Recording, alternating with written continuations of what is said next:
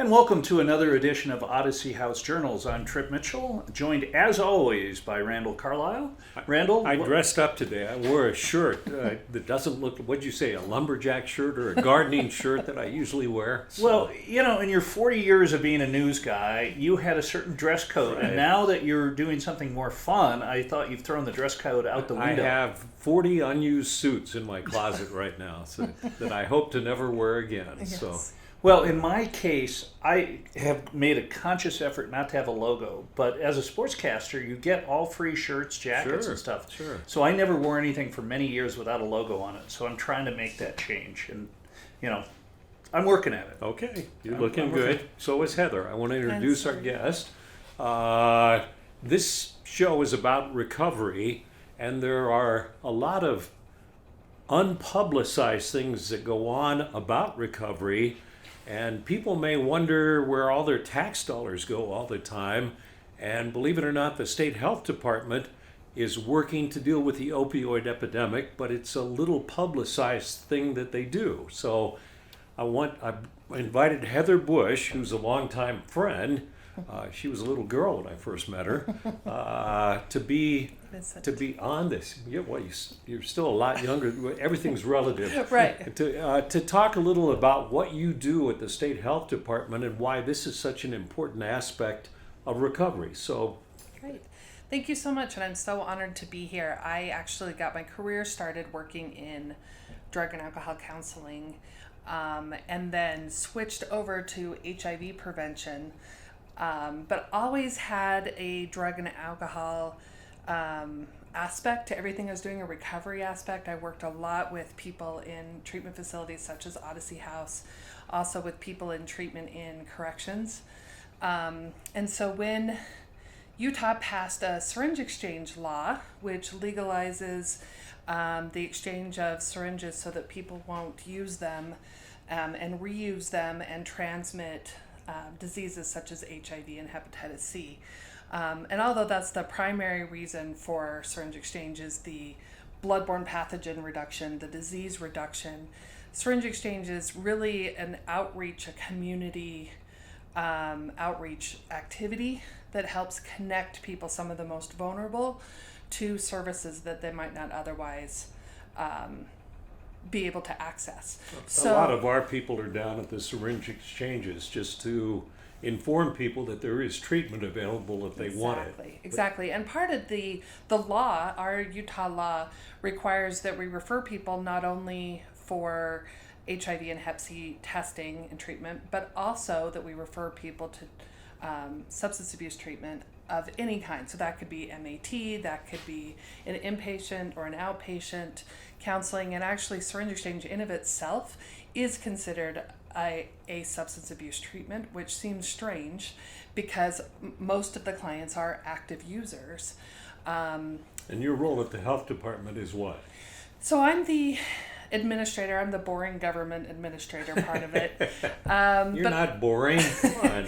But I feel that my role is to kind of provide that connection between people who are actively using drugs, the people who are working in syringe exchanges and connecting with them, and the government and the community to kind of help with that education throughout. So, for example, we're always educating, communicating our clients in syringe exchange how to access treatment, how to learn about overdose prevention, how to learn about disease prevention, what other services are in the community are available to them. Again, to provide that connection, that support, that sense of belonging, which is really one of the best things about syringe exchange. And I always say, I always use the example of AA and saying that the best part about AA is people helping other people and therefore helping themselves.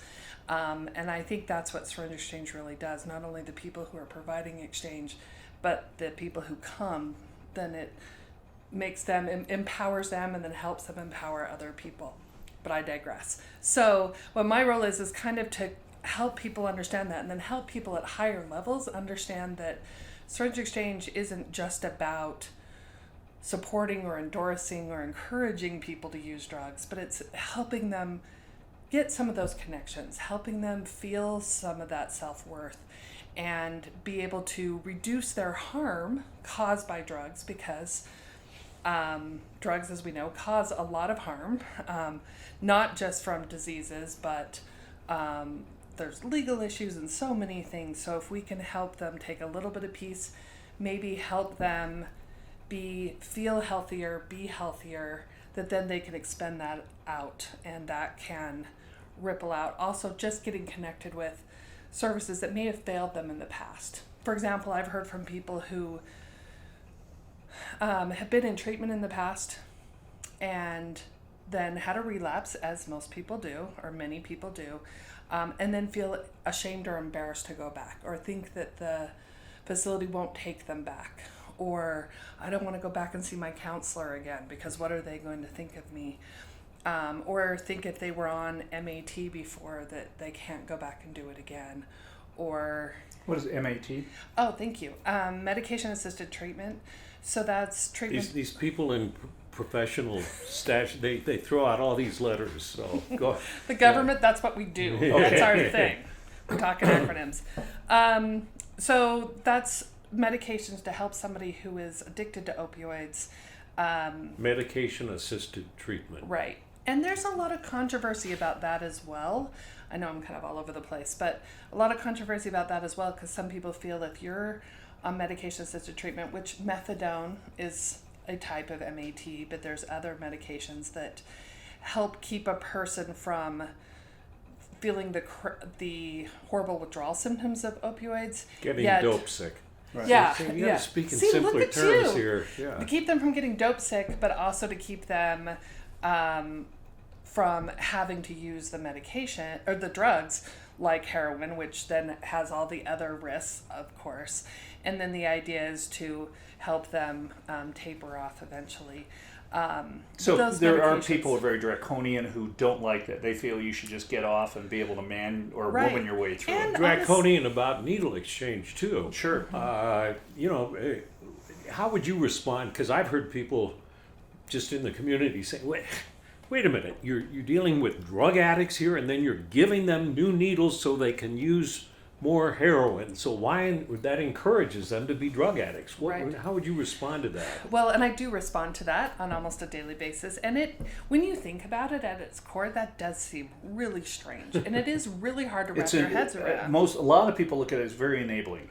It's true. And I hear that from people who are in the recovery community, as well as people that are completely outside of it and don't understand. It's often that you should just be telling people to stop using drugs. Right. And we all Just know. say no. Nancy Reagan. That worked really well, didn't it? Right. And we all know that it's a very complicated issue, that it's not that simple. And even just us referring people to treatment is only a small piece of the whole puzzle. It's actually getting them connected and to treatment when they're ready. And that's the idea of harm reduction and syringe exchanges.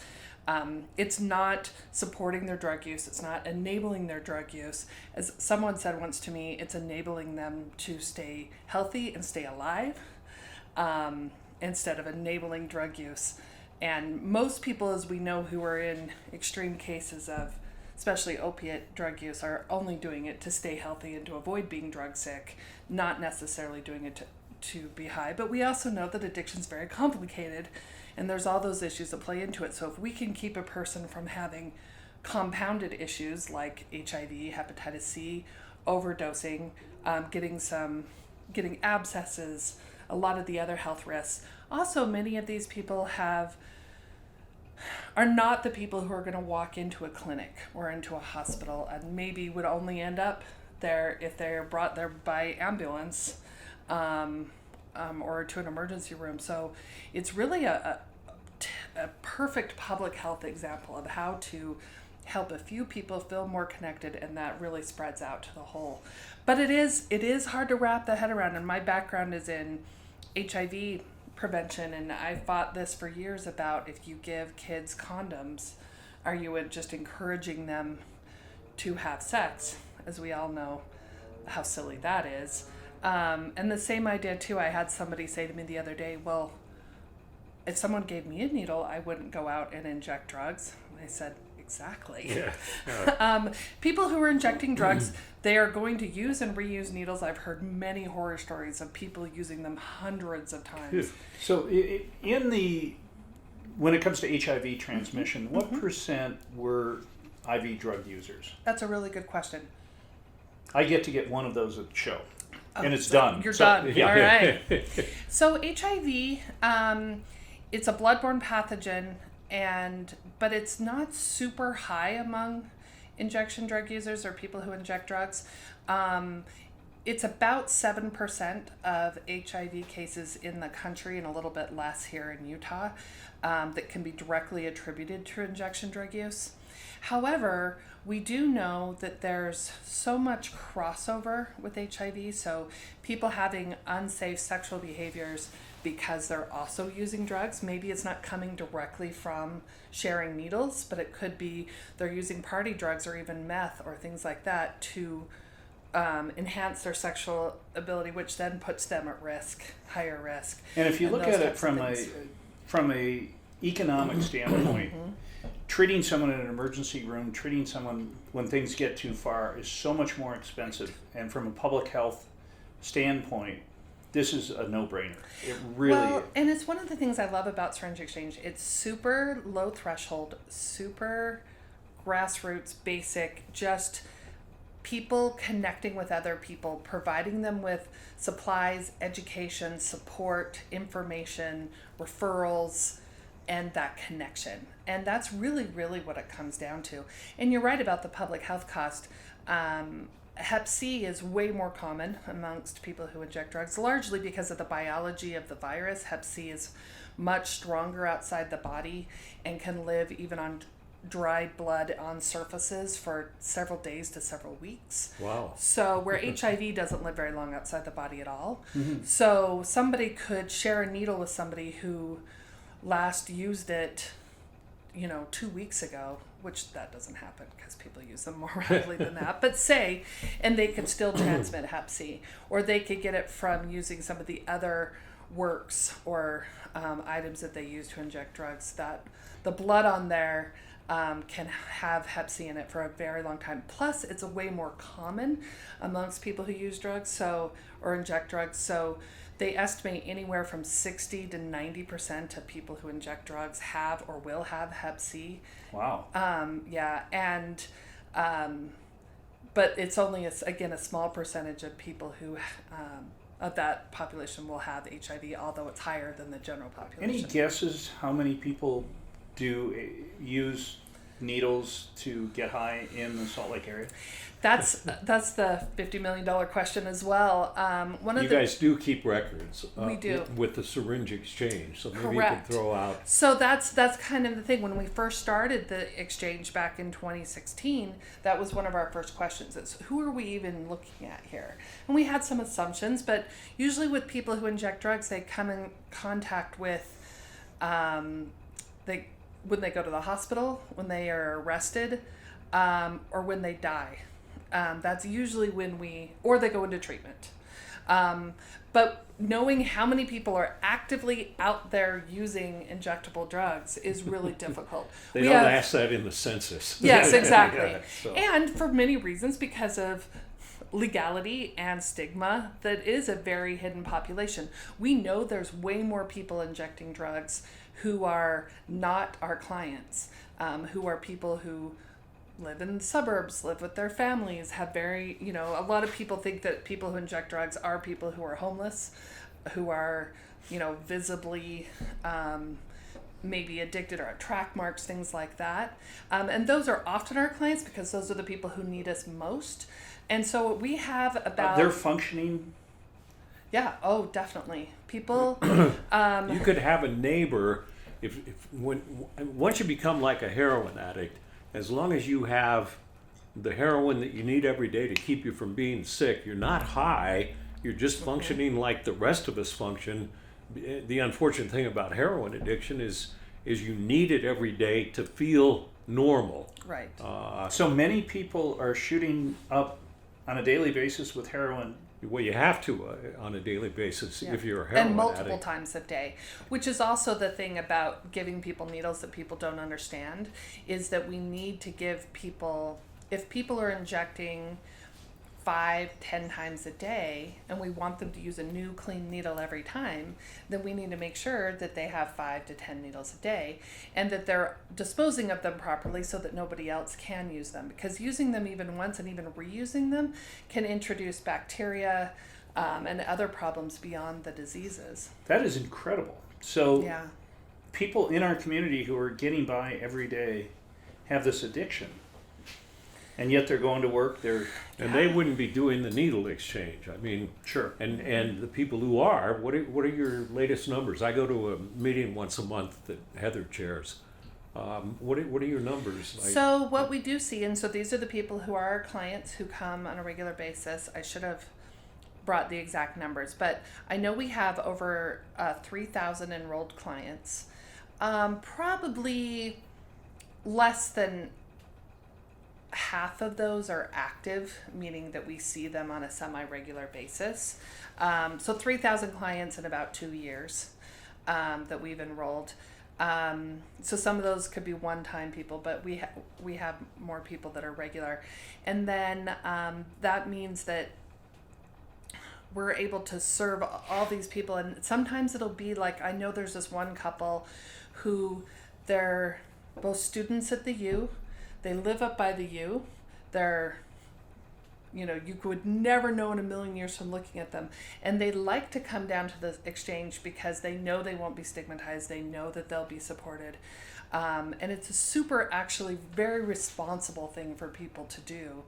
And they only inject with each other, and they are just addicted to the point where they're so physically addicted that, like Randall said, they would be sick if they weren't injecting several times a day.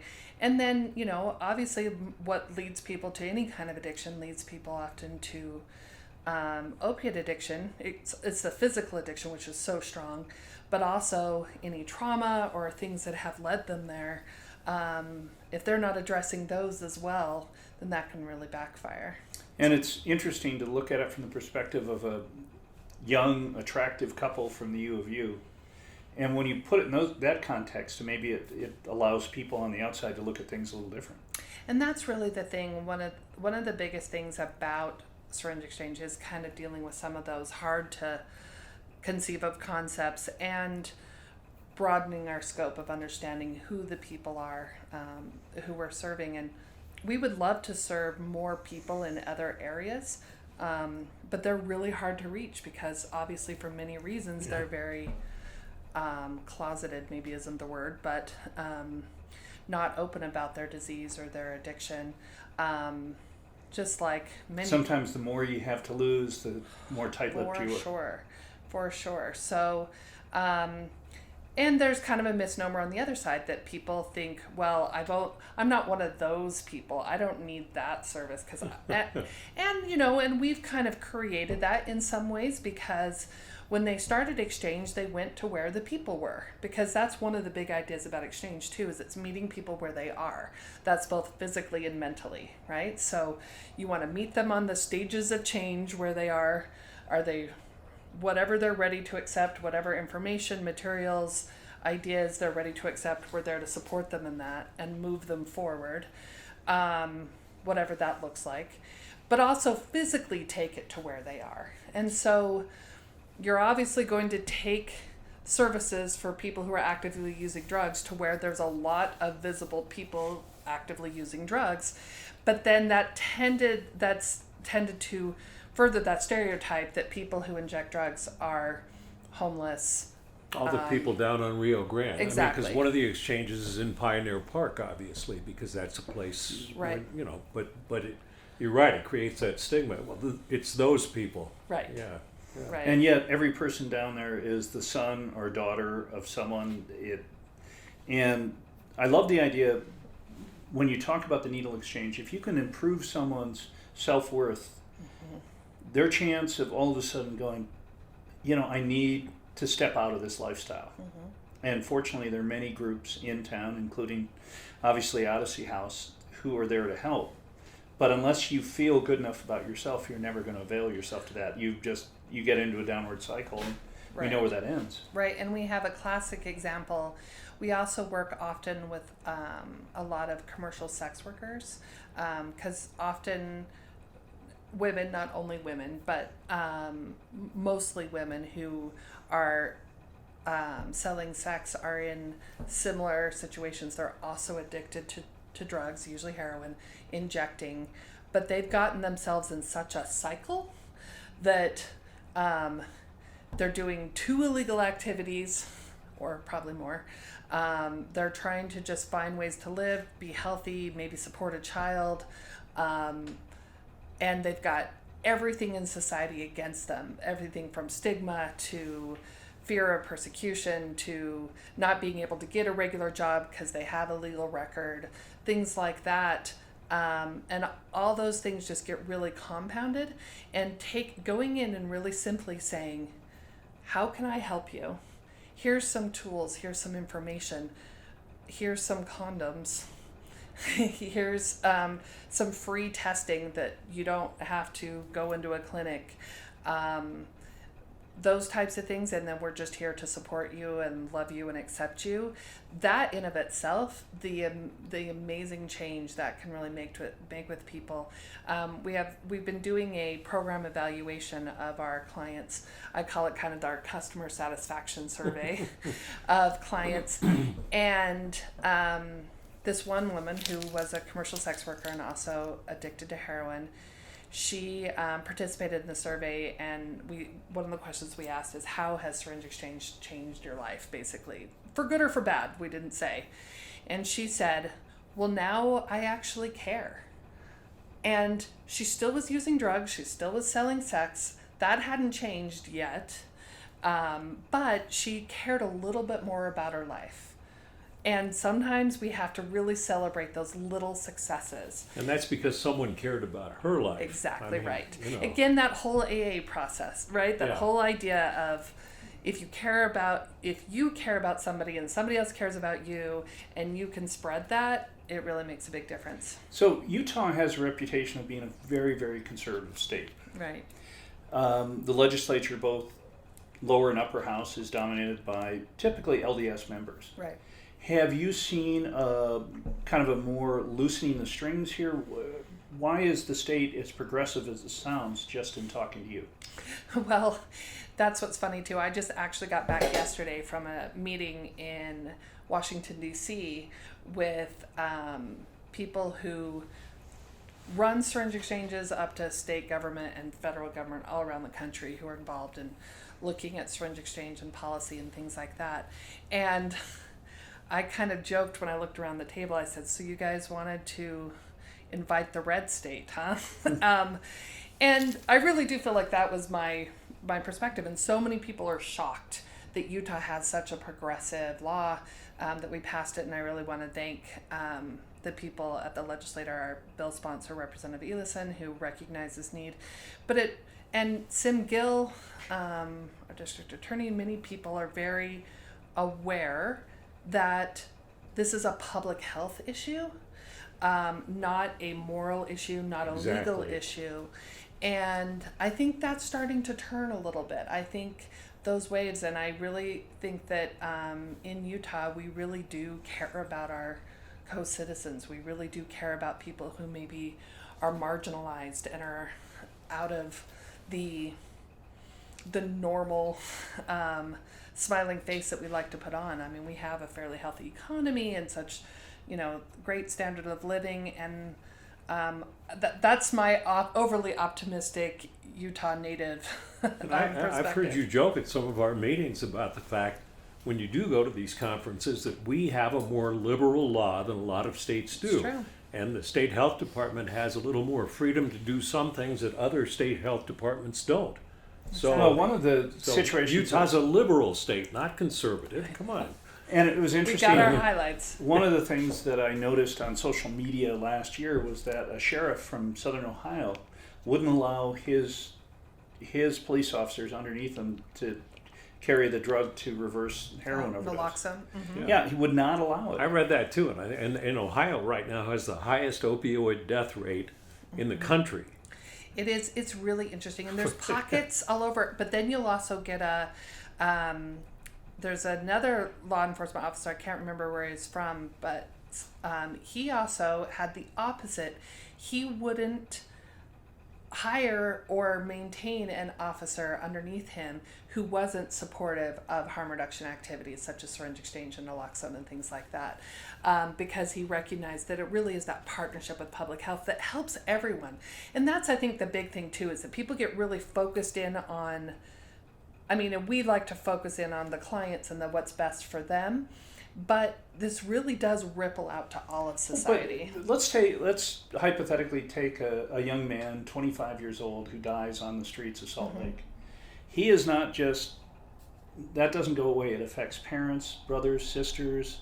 That ripple effect can ruin people's lives. It's really true. And like you said, everyone down there is one of those people. I actually had somebody, we were showing the number of encounters. So we have 3,000 clients, 1,700 or so that are active, but then the encounters that we have with them, and they said each one of those is an opportunity to connect with somebody. And I heard this too from one of the syringe exchange providers. They said, I had somebody who came in 2-3 times a week, and every time I said, do you want to get tested for HIV? Do you want some information on treatment? Because they have to because of the law, but they also do because that's part of their mission. But do you want some information here? And no, for months. And then they walked in one day and said, can I get an HIV test today? And that's really one of the big things about it is it's a consistent caring service that's there for when people are ready. Sometimes people jump right on it. Sometimes it takes them a little bit of time, but when they need that service and that support, it's there. And that can be hard sometimes too, because I think in our society we're very immediate. Like I was actually asked by some people shortly, 6 months into syringe exchange, and they were like, so how many more people are getting treatment? How many more people have not gotten HIV? And it's like, we can't see that yet. We can't even come close to seeing that. But come back to me in 5 years. Right. And we can show that. And hopefully that'll be more the case. We'll show what's been shown around the country, around the world, that people who are involved in syringe exchange programs are less likely to use drugs less frequently, have less adverse health effects, are more likely to become more useful members of society. And like we have, like you were saying, some of your clients who come down and help with exchange, I think it helps them in that giving back. It helps them in seeing the bigger picture and helping their fellow man. And they know some of the people that they're doing the exchange with, and it helps if somebody's out on the street and in active addiction and sees somebody from Odyssey House or wherever, and they've been through treatment, and they can talk to each other because they trust each other, and say, it works. Look at my life's better now, and I'm really glad I did this. Right. And the people who can tell that story are the ones who've been through it. In a perfect world, let's say that Randall, who has a lot of power in this state, He does. Yeah, right. could greenlight anything. What would be something the state of Utah could do that would make your job better, easier, and more effective for your clients? Wow. Easy question. No, More money. I think I'm a huge proponent for drug user health in general. That's not popular. People, we care about young people health, we care about elderly health, we care about mother health. But to say, I want to improve the health of people who are using drugs, that's very hard for people to wrap their heads around. But really those are all the same people: youth, mothers, elderly, and our friends and loved ones. I think the stigma issue is one of the biggest, is helping people understand that people who use drugs, that vilifying them, that pushing them away, that telling them they're wrong and dirty and bad and illegal isn't going to help. So I think just more understanding, more desire to understand and not just shut down. But I don't know that that's any magic wand that anybody could do. We're all fighting right now to try to let people know this is not, maybe the first time you use drugs or the first 10 years of my life that I was drinking or whatever, maybe it was a moral kind of decision and maybe I shouldn't have done that. But after a while, it becomes a disease.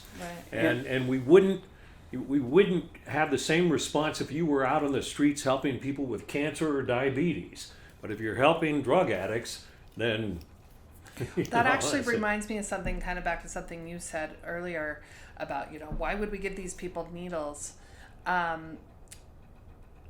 look at it too kind of like people with diabetes. People with diabetes, type 2, they get it, that's often caused by lifestyle, right? Sure. So it's often caused by, sometimes it's genetics, sometimes there's other things that come to it, but largely it has to do with people's eating and exercising habits.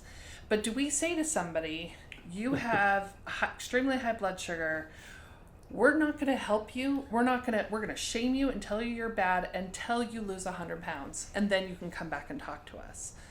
No, but we do that with drug addicts. Yep. I had somebody the other day who spoke and he said it's a disease of the mind and people don't treat it the same as we do disease of the body.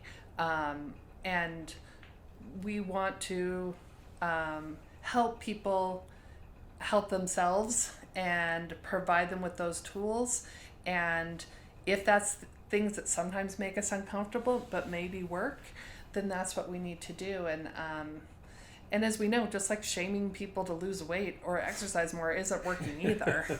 So what are some other ways that we can do that in a more supportive way while doing things? So MAT is kind of like giving insulin to somebody who's trying to lose weight, right? So it's how can we help them both with biochemical things as well as therapy, as well as support and education, be able to make healthier choices, make healthier decisions, and put in a position where maybe they can do that and empower them to do that rather than just being punitive and Well, after talking today, I feel really good about the state of Utah and a lot of efforts that the state is making in this regard. Yeah. Because, again, you talked to joking when you were back in Washington, we are perceived as a red state and kind of a very religious red state at that. And we still don't do active sex education in schools, okay? But one thing at a time. I know, but we okay syringe exchanges. Yeah. I mean, it's we're getting there. But anyway, you are delightful. Why haven't you been on this show sooner? I don't know. Because I haven't invited her till now. You know, Randall, I swear he keeps the good ones for later in the show. He called me and he said, "Who's coming this week?" And I said, "Okay, got a good one. A good one." Well, I'm so glad to be here, and I'd love to talk about this stuff. And if any of your viewers have questions or comments or things, I'd be happy to come back. We'll throw your email right on the bottom of the screen now. Great. And I think, I look at this because I had trouble at first being, and maybe you as well, being a recovering alcoholic. When the notion of harm reduction sort of bothered me a little because you give an active addict methadone or Suboxone or something like that to keep their lives stable and normal. As an alcoholic, I can't get 3 shots of tequila a day and keep my life normal because then I want 3 more shots and it doesn't work. But this is an investment not only in the future but an investment in humanity because what you're saying is, there are going to be, much as we wish there weren't, there's always going to be drug addicts on the street.